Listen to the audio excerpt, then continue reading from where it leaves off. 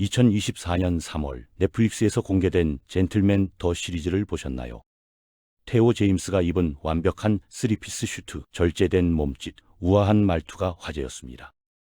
전 세계 시청자들은 역시 영국 신사라며 열광했죠. 우리는 영국하면 자연스럽게 신사의 나라를 떠올립니다.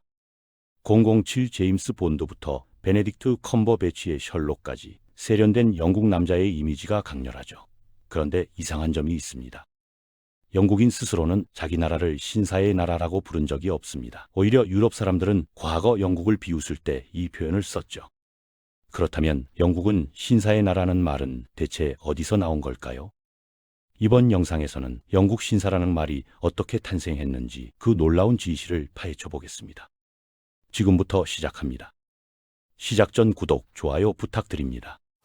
그 답은 일본에 있습니다. 정확히는 1984년부터 2004년까지 일본만엔 지폐에 실린 한 남자에게서 시작되죠. 그의 이름은 후쿠자와 유키치입니다. 그는 1862년 영국 땅을 밟았습니다.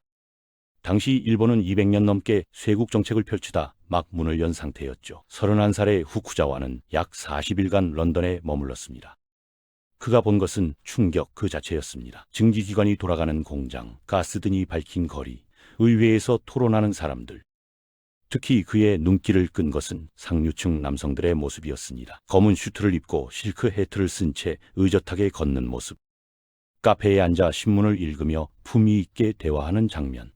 후쿠자와는 생각했습니다. 바로 저거다. 일본으로 돌아온 그는 책을 쓰기 시작했습니다. 서양 사정, 학문의 권장 같은 베스트셀러를 통해 그는 외쳤죠. 일본은 동양의 영국이 되어야 한다. 문제는 여기서 시작됩니다. 영어 단어 젠틀맨을 일본어로 어떻게 옮길 것인가. 메이지 정부의 번역관들은 머리를 싸맸습니다. 젠틀은 부드럽다는 뜻이고 맨은 남자니까 부드러운 남자. 아니면 고귀한 남자, 교양이 있는 남자. 고민 끝에 그들은 중국 고전에서 단어를 빌려왔습니다. 바로 신사였습니다. 신은 넓은 허리띠, 사는 선비를 뜻하죠. 중국 명청시대 때 과거에 급제한 관료가 허리띠를 두르고 다닌 데서 나온 말입니다. 여기까지는 괜찮았습니다. 영국의 젠틀맨도 특정 사회 계층을 가리키는 말이었으니까요. 공작이나 백작보다는 낮지만 평민보다는 확실히 높은 지주 계급 말입니다. 하지만 1871년이 되자 상황이 달라졌습니다. 일본 정부는 이와쿠라 사절단이라는 대규모 외교단을 파견했죠. 총 107명의 사절단이 미국과 유럽을 1년 10개월간 순방했습니다. 놀라운 것은 영국 체류 기간입니다. 프랑스 22일, 독일 19일, 러시아 24일에 비해 영국은 무려 122일, 4개월 넘게 머문 것이죠. 사절단은 돌아와 보고서를 작성했습니다. 총 100권에 달하는 방대한 분량이었죠. 그중 영국에 관한 내용이 다른 어느 나라보다 많았습니다. 이때부터 일본에서 영국병이 시작됩니다. 신문에는 영국 국귀족 생활을 소개하는 기사가 쏟아졌죠. 영국 신사는 아침 7시에 기상해 홍차를 마신다. 영국 신사는 항상 모자를 벗어 여성에게 인사한다. 출판사들은 경쟁적으로 관련 서적을 찍어냈습니다. 영국 신사의 하루, 신사가 되는 법, 신사의 예절 등등. 여기서 결정적인 변질이 일어납니다. 신사가 계급 명치에서 이상적 인간형으로 바뀐 것이죠. 메이지 시대 일본 남성들의 꿈은 명확했습니다. 검은 양복을 입고 지팡이를 들고 회중시계를 차고 다니는 것. 이것이 곧 신사였고 근대인이었습니다. 1910년 한일 병합 이후 이 문화가 조선으로 건너왔고 지금까지 이어지고 있습니다. 그렇다면 정작 영국에서 젠틀맨은 무엇이었을까요? 15세기 영국 문서를 보면 답이 나옵니다. 토지 소유자이되 귀족 자귀는 없는 자, 공작, 후작, 백작 같은 타이틀은 없습니다. 하지만 땅이 많아서 일하지 않고 살 수 있는 사람들이죠. 이들을 젠틀이라고 불렀고 그중 남자가 젠틀맨입니다. 얼마나 많은 땅이 필요했을까요? 최소 400에이커, 우리 단위로 약 50만 평 정도였습니다. 여의도 면적이 약 87평이니 그것의 절반 이상을 개인이 소유해야 했죠. 이 정도 땅을 가진 사람이 얼마나 될까요? 1688년 통계를 보면 영국 전체 가구 중 겨우 0.9%입니다. 19세기에 가장 많았을 때도 전체 인구의 2.5%를 넘지 못했습니다. 매너와는 전혀 관계없는 계층 구분이었던 겁니다. 17세기 영국 법정 문서에는 신분란에 젠틀맨이라고 적는 칸이 있었습니다. 오늘날로 치면 중상류층 정도의 의미였던 것이죠. 18세기 들어 변화가 생깁니다. 돈은 많은데 땅이 없는 상인, 은행가, 변호사들이 늘어났거든요. 이들은 스스로를 젠틀맨이라고 부르기 시작했습니다. 기존 지주들은 발끈했죠. 감히 장사치 주제에. 19세기 런던 거리는 진풍경이었습니다. 수많은 남자들이 검은 슈트를 입고 실크 해트를 쓰고 지팡이를 들고 활보했죠. 프랑스 신문은 이를 비꼬았습니다. 런던은 신사 코스프레의 도시. 독일 작가는 영국인은 거칠애에 집착한다고 썼죠. 젠틀맨이라는 말 자체가 조롱의 대상이 되었습니다. 이탈리아에서는 너 참 젠틀맨애가 허세 부리는구나 라는 뜻으로 쓰였죠. 왜 이런 일이 벌어졌을까요? 진짜 귀족이 많은 프랑스나 독일에서 보기에 영국 중산층의 행태가 우스웠던 겁니다. 더구나 당시 영국은 전 세계를 식민지로 만들며 악명을 떨치고 있었습니다.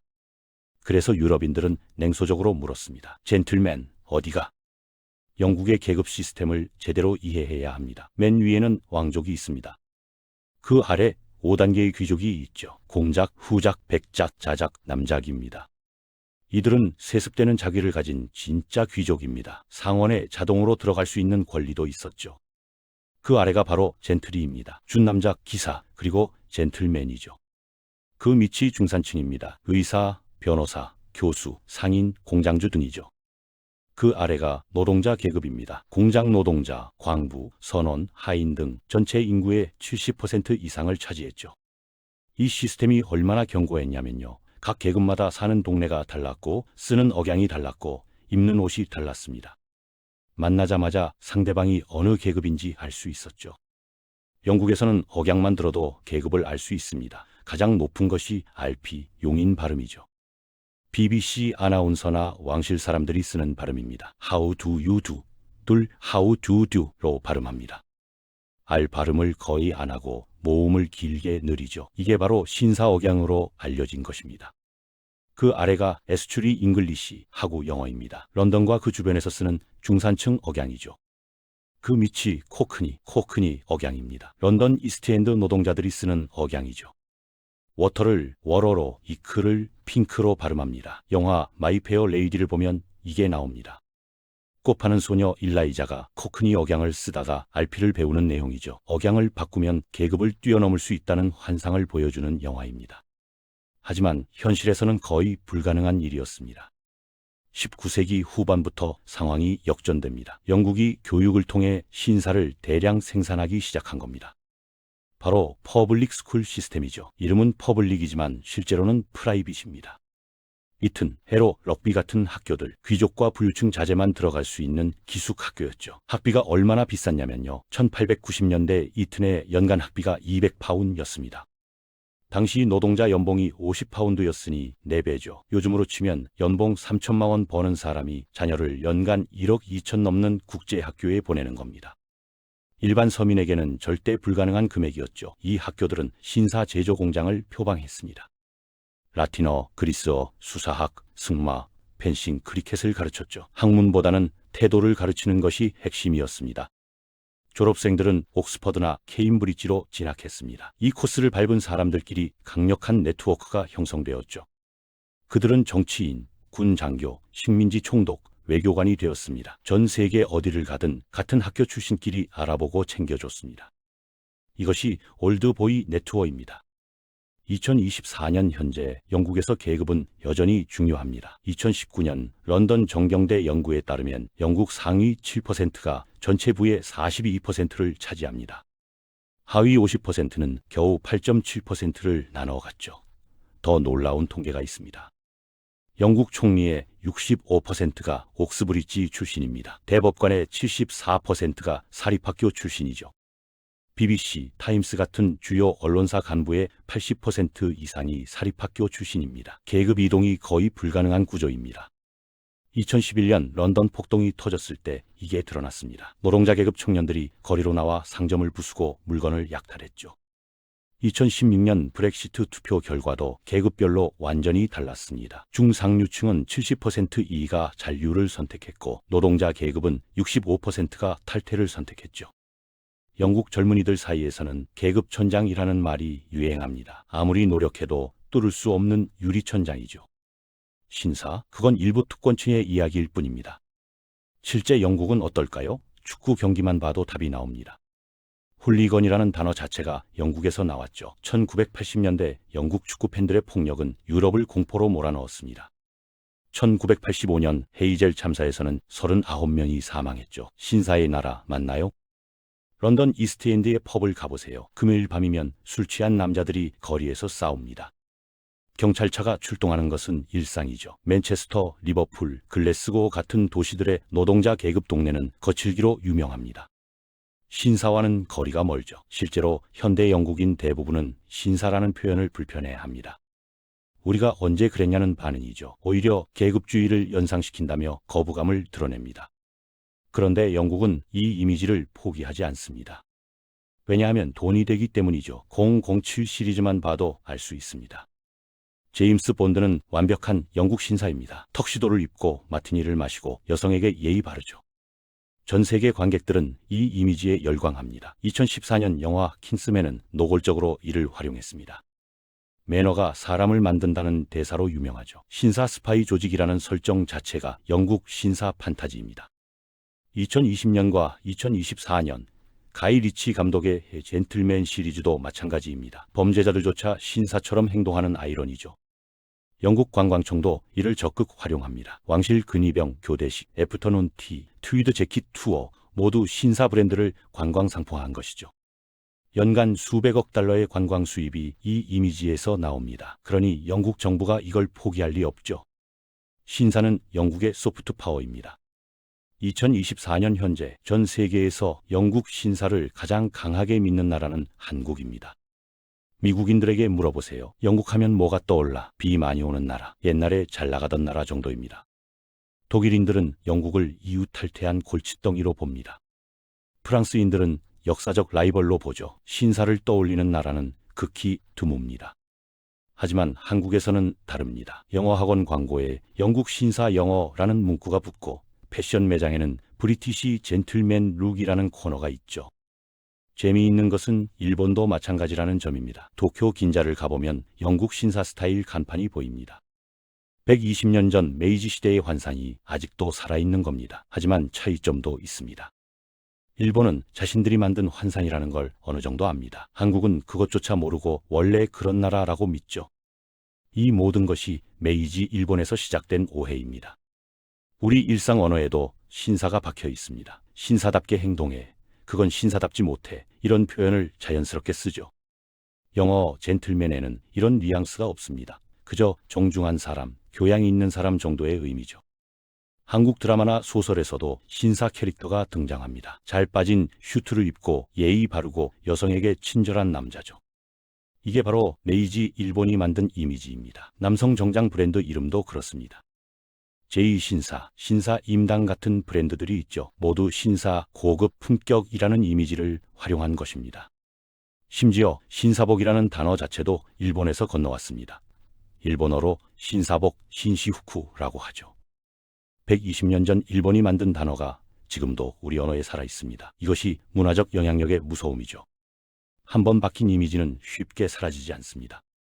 정리해드리면 영국 신사라는 말은 일본이 만들었습니다.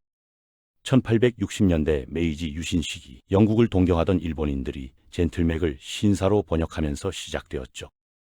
원래 젠틀맨은 그저 토지를 가진 중상류층을 가리키는 계층 명칭이었습니다. 매너나 품격과는 아무 관계가 없었죠. 하지만 일본에서 이상적인 근대 남성이라는 의미로 변질되었습니다. 유럽인들은 오히려 영국 신사를 비웃었습니다. 허세 부리고 거칠애에 집착한다고 조롱했죠. 정작 영국 스스로도 신사의 나라라고 자칭한 적이 없습니다. 120년이 지난 지금도 이 환상은 계속됩니다. 넷플릭스 드라마 젠틀맨을 보며 우리는 여전히 열광하죠. 하지만 이제는 알아야 합니다. 이건 환상이었다는 것을. 영국에도 훌리건이 있고 계급 갈등이 있고 폭력이 있습니다. 신사의 나라는 일본이 만들고 한국이 믿는 120년 된 착각입니다. 다음에 누가 영국은 신사의 나라라고 하면 이렇게 말해주세요. 그건 일본이 만든 환상이야.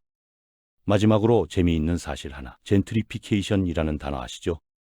이것도 젠트리에서 나왔습니다. 1964년 영국 사회학자 루스 글래스가 만든 용어입니다. 런던 노동자 동네에 중산층이 들어오면서 집값이 오르고 원주민이 쫓겨나는 현상을 설명하면서 썼죠. 젠트리화한다, 즉 신사 계급화한다는 뜻입니다. 홍대 경리단길 연남동에서 일어난 일이 바로 이겁니다. 가난한 예술가들이 모여 살던 동네가 힙해지자 부자들이 들어왔고 결국 원래 살던 사람들은 비싼 임대료를 못 이겨 떠났죠.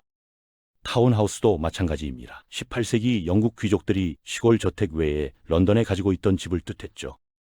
사교 시즌에 런던에 올라와서 머물다가는 임시 거처였습니다. 우리나라에서는 고급 주택의 대명사지만 원래는 세컨드 하우스, 즉 별장 같은 개념이었던 겁니다. 이렇게 신사라는 하나의 단어가 만들어낸 문화적 파장은 지금도 계속되고 있습니다.